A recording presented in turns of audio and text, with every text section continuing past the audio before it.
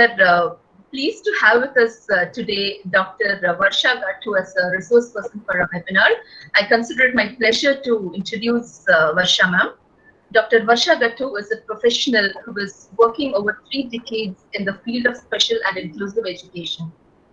She is a Fulbright Senior Research Fellow, Len Fellow of University of Connecticut, USA, and also a recipient of Rotary International Ambassadorial Scholarship for pursuing master's degree at the Washington University in USA.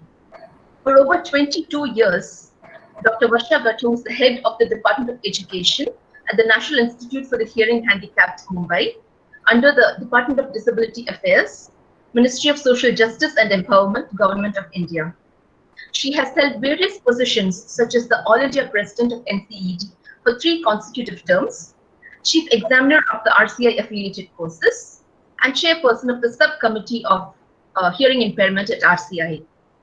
She has been the founder chairperson of the Ad Hoc Board of Special Education and has also been on the Research and Development Committees at the University of Mumbai SNDT and member of BOS of University of Pune and Aish Mysore. Dr. Varsha has successfully guided more than 50 master's degree dissertations, and 6 PhD scholars have completed their doctoral research under Max guidance. On collaboration with the Washington University, she has adapted the grammatical analysis of elicited language, a test tool to assess language, and has also developed a test of school readiness.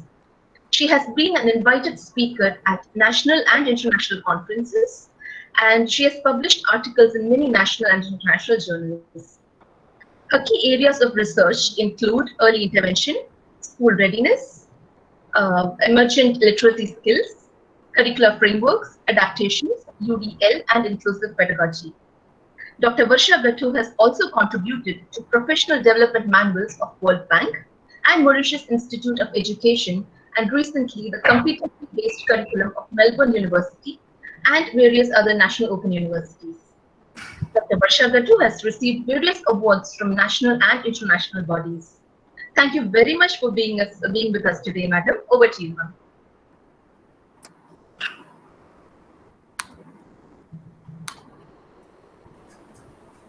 Thank you very much. And at the outset, my namaskar to Professor Rangasai and Lata and Anita Julka, Meera.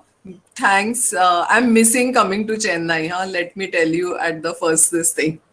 So, missing all the food of Chennai and all the friends of Chennai. And thank you for this invite, Lata. I hope to do justice because the moment it's a professional and occupational hazard, the moment you have a mic and now the moment you have a screen, you have to start talking as though the person in front of you knows nothing about it. So bear with me for all these things. Taking everything from Yashineko and Anita Julka, they have spoken everything, one about the early intervention and language and other about the online and education technology. I don't think so I'm going to go into the details of all those things, but just give you a few slides to think about it. What exactly are we doing now? So if you see the slide, and you would definitely wonder what is this, the words are jumbled up, not jumbled up, but they are up and down and not connected together, and makes probably no meaning of it. So that's the wall we have to break for the language development. And as you see the words, if you connect it, it will make some sense. But the one slide should speak all, that this is the problem which the deaf children face. They don't know where to connect, what to do, which alphabets go together. So which words go together to make it a meaningful sentence. Can I have the next slide? Rajita, I will thank you in the end. Ragita. Ragita, can you change the slide? Okay. So the seismic impact of the pandemic on children with all disabilities and in particular hearing impairment, I feel it was like an earthquake. We were not at all prepared for it, and like we are not prepared for the earthquake also.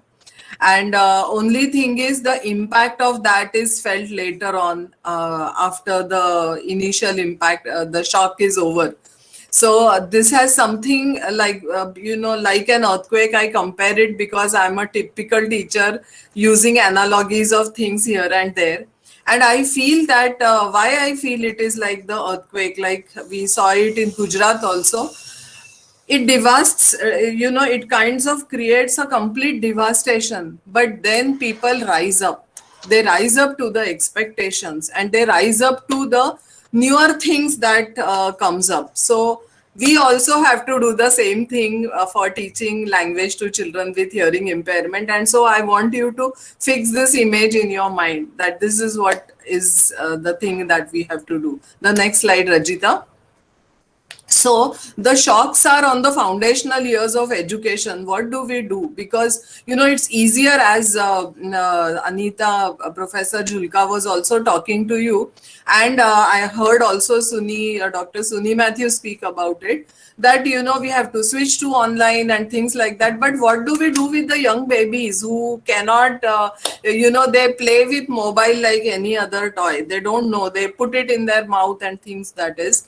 The shocks are also because it's widening the inequities of gender and other diversities, because when it comes to giving a mobile smartphone, then naturally we see that it all, again, there are studies that it goes to boys because people can't afford those many smartphones or those many things.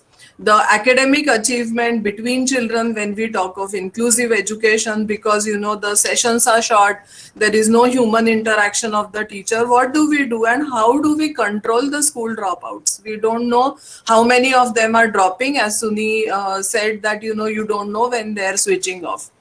So UNESCO has already estimated that these were the many million dropouts, and I'm sure there is a lot more to this. So the economist may say that the impact of access to school has impacted, but nonetheless, whatever it is, we have to move forward. Rajita, next slide. We'll have to go little quickly. So a lot of disruptions in the education system. We are trying to bring them back to schools, but now also it was the secondary school starting. Now they say in Maharashtra 5th to 9th starting, special schools not yet starting. What do we do? Because the whole thing of language development, what Christina Yoshanika, she talked to you, was something to do of the earlier years, the 0 to 3 years. We don't even say 0 to 5 years. So many children getting affected in so many areas and world around, and especially they say that the lower middle income countries like India are the worst affected, because still we do not have that many smartphones and all. In Maharashtra, sir, we also saw some of the classes going on through loudspeakers of either the on the temples or whatever they are putting. This was the state in some of the villages in Maharashtra. Next slide. So in a nutshell, what we have to do is just adapt to this crisis that has hit the learners asymmetrically. Even if you say in Chennai, I know, Meera, that in your school also it must have affected asymmetrically to all the children and the families. The disruption of education is the biggest challenge, which nobody else is realizing at this moment. Everybody is thinking of migrant workers, everybody is thinking of jobs, and everybody is thinking of how to restore the economy. But I remember Rangasai sir always used to say in Aliya Varjan, the two eyes, sir, okay, the education and the socio-economic department. So E of that socio-economic is most important to everybody, but the E of education is the one which is, hardest, which has been affected, and this has to be restored. So we have to do what this thing is there. Then the age we see seriously impacted the young children. Polarization is between the haves and have-nots because the internet connectivity is a problem. And the biggest challenge is in today's time is the trust.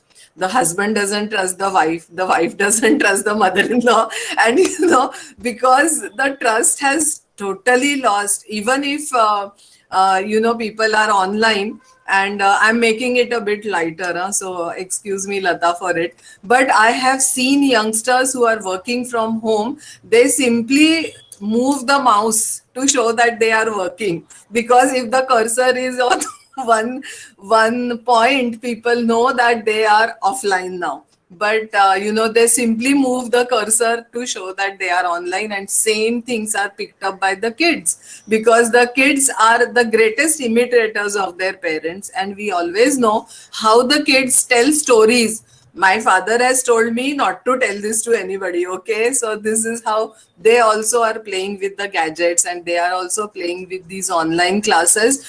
Many children know that they have to switch off their videos, switch off their mics, so that the teacher feels they are in the class and they are doing something else on the this thing. All imitators. So coming back to our main thing, just now, this is fresh from oven, thanks to Ragita. When Anita ma'am was talking about the e-learning, things that NCERT has wonderfully done. So her own department and her own colleagues have also made this guideline for e-content. And all of us were a part of it, but I just thought I will supplement Anita madam with her this thing, that NCERT has taken a lead role in it. So when we are talking of all these devastations and what all things have happened, some good things have also come about of it. So actually the CBSE has developed the guidelines for the e-content, and why I could give this picture immediately to Ragita was because I was a part of it. So, it's not yet published is what I am told, but it will come immediately, because if we have to make the e-content, and very beautifully Anita madam has told you what all has to be done, but if you need some ready reckoners and the guidelines, they are there. So now I'm coming to my actual focus of the online the education. So this was all the background. Like a teacher, we set the stage. We have three sections, right, Lata? When we go to the class, we first develop some interest in the class, some background, and something that why do you see the frock of the doll is so dirty. What do we do about it? And then children only come up with the ideas that, oh ma'am, can we get a new frock? Then probably you will say, no, not a new frock. It's a frock, it's pandemic, we can't go out, and online is very expensive. So what do we do? Okay, we wash the frock. So the whole thing that we are doing in the classroom, we also have to do when it is coming to the online learning lessons. And that is what I slightly tried to do in my presentation, set the background, why we are doing it, because of all these things. And now we come to it. And is there really a difference between the online and offline courses, offline strategies of language development? I feel, and most of you will believe me, that it has some of the advantages and some of the disadvantages, both of them. So I will not going into the real softwares of what are the online softwares or what are the packages available. I would just give you some ideas as to how we can go about it. So language and deafness, without which we can't go forward. Little bit for us to brush up upon what are the language frames and what is a language pyramid, which we have to this thing. I'm not at all going into the theory, statistics, research, but just to refresh ourselves, and some, why focus on language and what are the strategies. So quickly, Rajita, the next slide. Take a minute. You would say, what is this? Is this your new strategy, Varsha? For now, what are you going to do with this? Just for us, I always have such things pinned up on my board for me to remind what am I doing today. So a cat saw a picture of a mouse on the wall. Most of us would have this picture in our mind, right? pardon me for the drawing, sir. I paint well, but I don't draw well. So the next picture, this same sentence, when I gave it to a class in a deaf school, not definitely in Bala Vidyalaya, but in some other school where I gave, this is what some of the children had drawn for it. When I asked them to draw this, to picturize this sentence, a cat saw a picture of a mouse on the wall. This is what they had done. A cat separately saw, meaning some of them drew eyes, and some of them drew the saw, because they sound the same thing for them. So some of them thought it's that this thing with what you cut the wood, then picture, another word, and then a mouse, and then a wall. So they don't, you most of them, you would realize that the deaf children, when you teach them language this way, word by word by word by word, I've seen teachers doing it. If you don't teach language holistically, if the children don't internalize language holistically, this is what is going to result. So this is the expressive part of it. Receptive is also same, because they do not receive the whole language in the way we do it. So you remember the wall that I showed you in the beginning. They don't know which sounds go together, what words go together, and how do they read the whole sentence as one single concept of it. So you would say you are talking about language, reading. What are you really doing, Varsha? The language is the basis for reading, and the reading is the basis for our education. So we know that in today's this thing also, we say who is the literate person, we still say the one who can read and write. We don't say the one who can use mobile, the one who can communicate, this thing. Reading and writing is so much a part of our daily living, this thing, and our education, that without that we cannot move forward. So please remember these two pictures whenever you are talking. The next slide.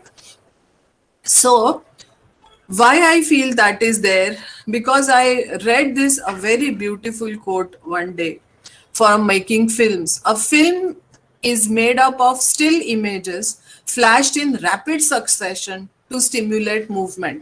Slow down the film and the movement, and the meaning slows down, and the film's impact is diminished. Viewers won't learn as much about the film as if it were shown in normal speed.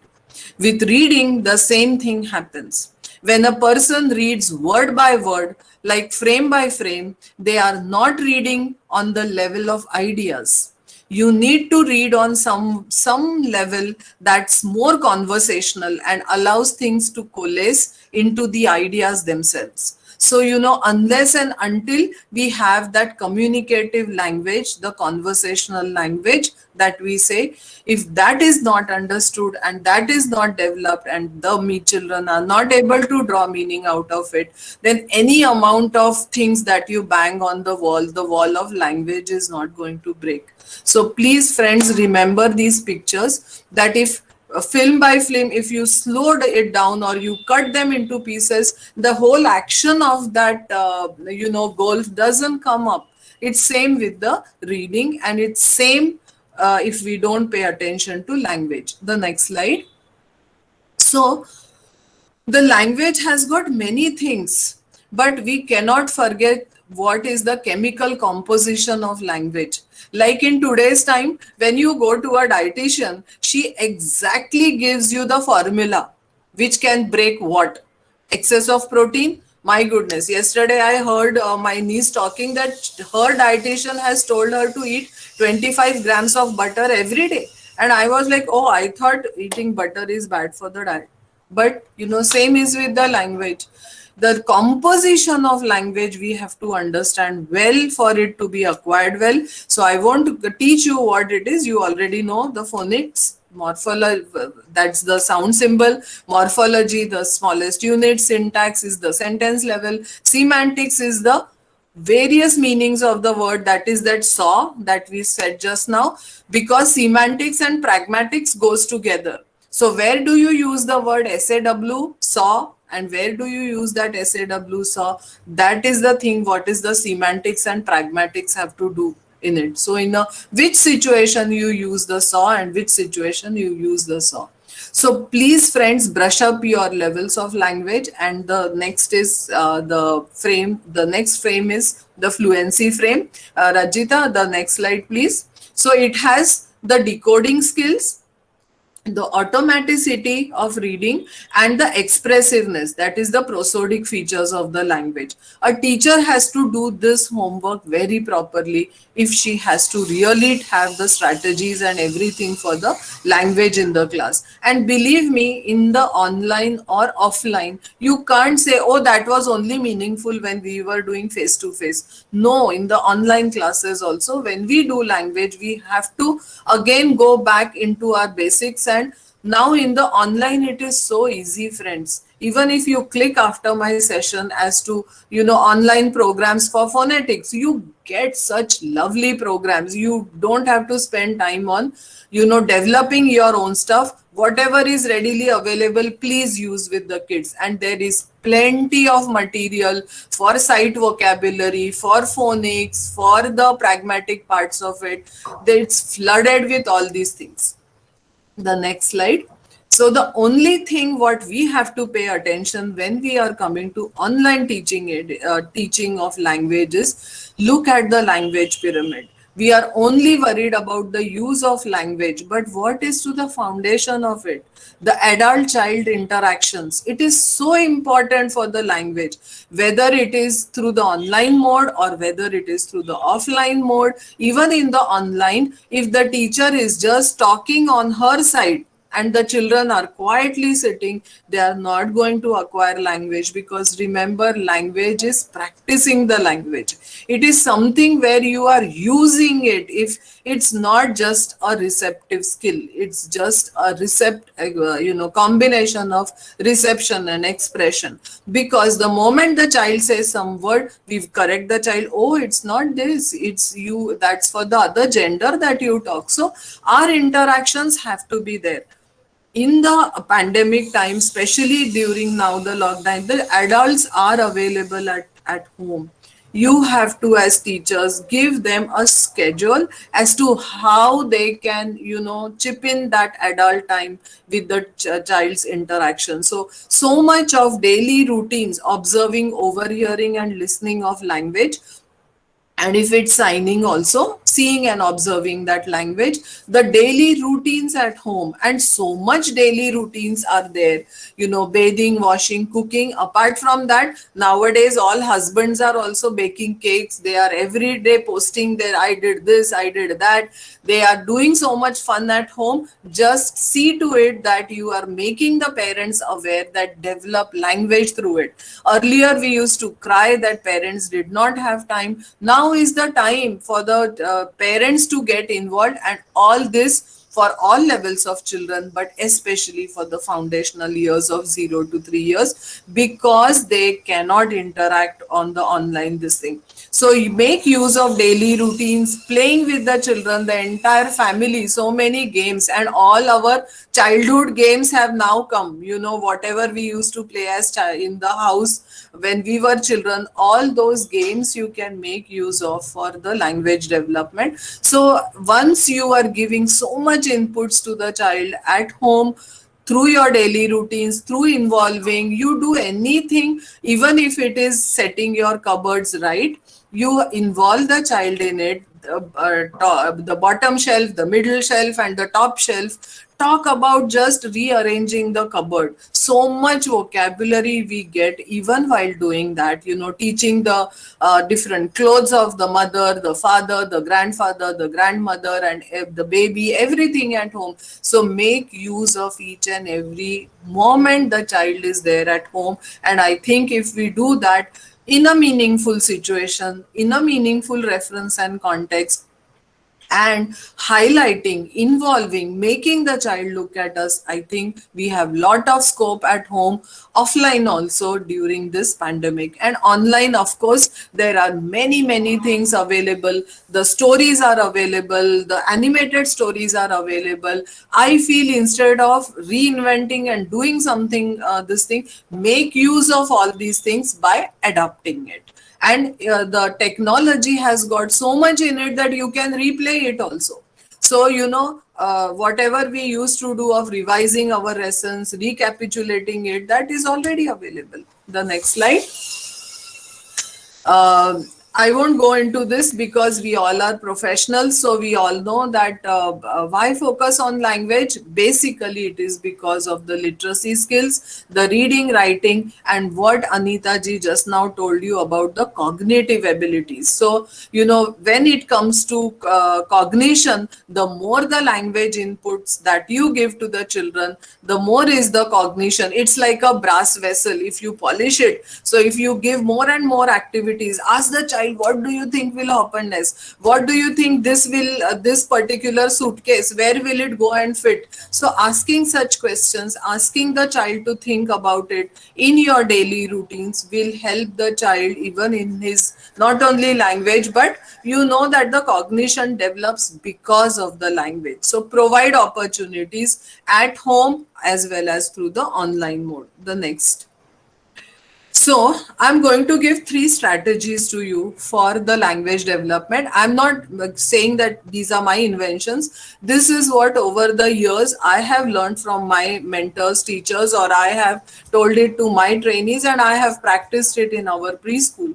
What I feel is activities and scaffolding is necessary. Now, what is the scaffolding? Scaffolding is like it's the concept which is given by educational psychologists, but mostly Vygotsky's theory of zone of proximal development, where he says that each child has got the ability to reach to the top of the ladder. Okay, only thing is he needs the ladder. So it's the teacher or the parental support which helps the child to reach to the top.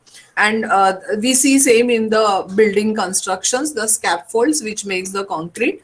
Now, what are the steps of these scaffolds is what I want to tell. First is provide access. So make sure that the child's hearing aids are working, or make sure what you are talking, the child is able to understand, listen, see, whatever are the modalities. So you as a parent or you as a teacher, whether it is online, whether it is offline, first is provide access. So if it is an online education, give the child the access to it. Give the child the access to the language games which are available on the Google. So providing access. Second is build on the prior knowledge. Very important. Unless and until we build on the prior knowledge, the new knowledge will not come, because it has to be connected to the previous thing. And the most important thing is allow the child to internalize. It's like any recipe, I know, whether it is chola or whether it is sambar, the more it stays, the more tastier it becomes, isn't it? So the language and knowledge is also same. Allow the things to sink in. If you do that, the things becomes perfect. So when we are providing these scaffolds, do that. The next is, Rajita, the next slide. Develop language through reading. Don't forget that, because now you have speech to text.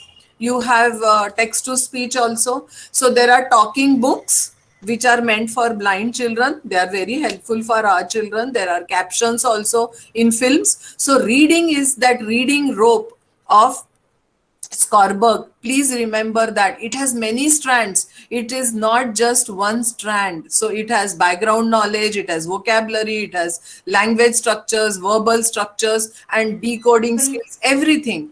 Remember what A.G. Bell said is, I believe that in acquisition of language by the deaf, reading will perform the function that hearing does for an ordinary child.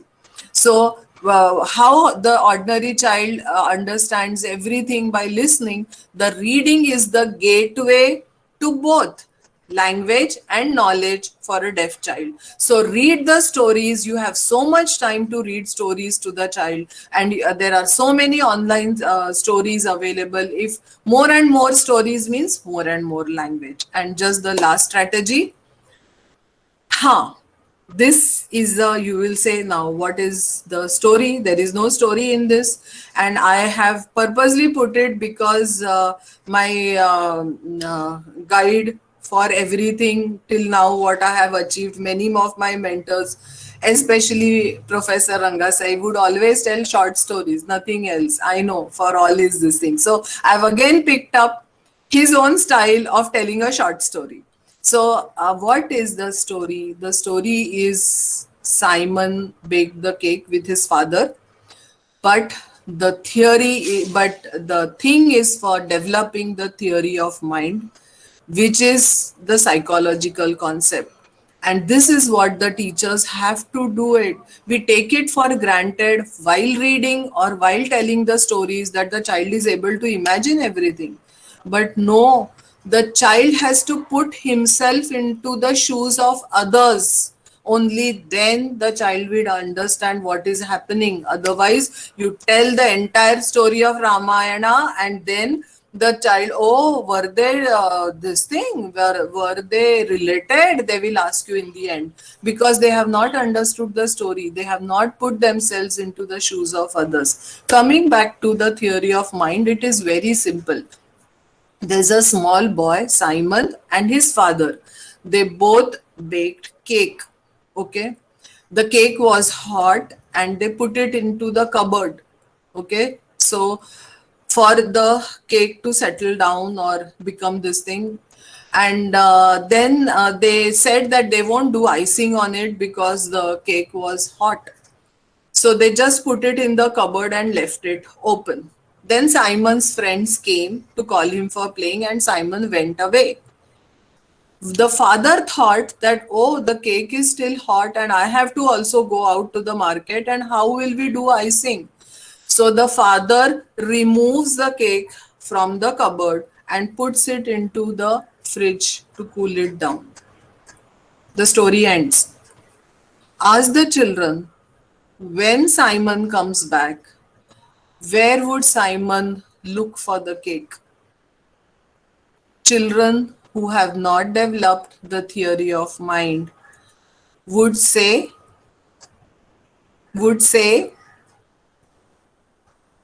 what would any guesses?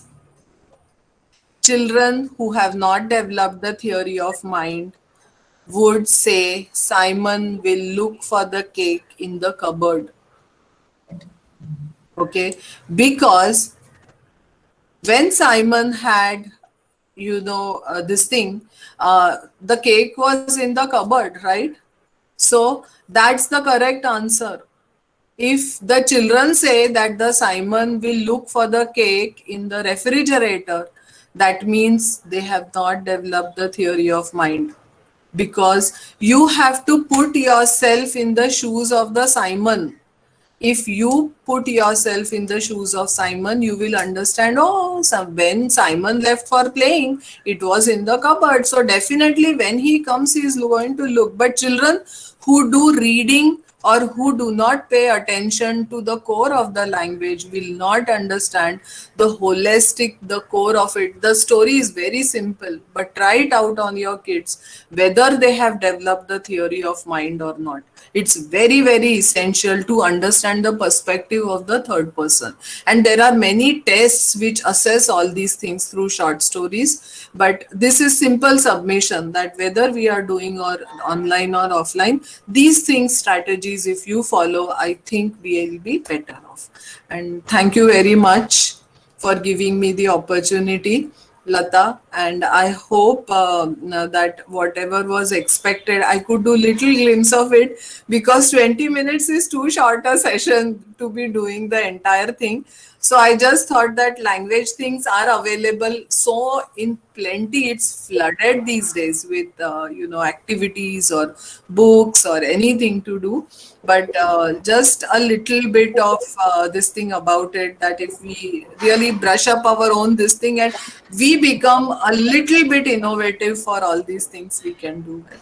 Thank you very much. Thank you very much, ma'am, for your engaging lecture and such a beautiful PowerPoint presentation. And I'm sure all the concepts that you explained would be like kind of imprinted in the minds of all the participants. Thank you very much. Yeah, so thank you, Ragita, for supporting me and this. And I thank the MGR entire family for giving me the opportunity. And yes, to Professor Rangasai and to Lata both. Thank you very much. Thank you, ma'am.